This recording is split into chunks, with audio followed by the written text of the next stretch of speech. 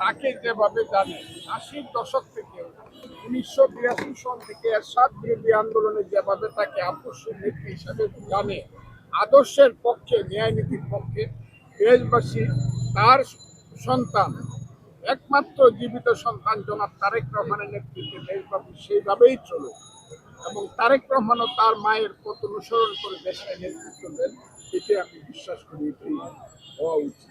খারাপ লাগছে, তবে তারেক রহমান নেতৃত্বে 18 কোটি মানুষ তার সাথে আছে।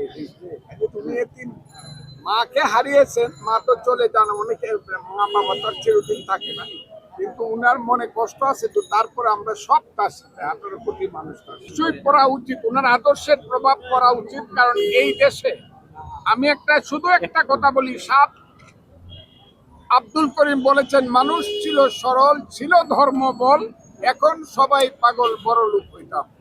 খালেদা জিয়ার এই জিনিসটা ছিল না। খালেদা জিয়া নিজেকে সংযত করেছেন, তার স্বামী নিজেকে সংযত করে নিঃস্ব অবস্থায় মৃত্যুবরণ করে। তারা দেখে গিয়েছেন সম্পদ এবং সবচেয়ে ধনী হওয়া বড় কথা না, দেশের মানুষকে সেবা করা এই বড় কথা। এই জিনিসটা তারা দেখিয়ে দিয়ে গেছেন এবং সেই পথেই দেশ চলা উচিত। এবং খালেদা জিয়ার সততা নিয়ে, শহীদ জিয়ার সততা নিয়ে যদি দেশ চলে, দেশ ঠিক হবে। এবং আমি বিশ্বাস করি জনাব তারেক রহমান সেই পথে নেতৃত্ব দিতে পারে।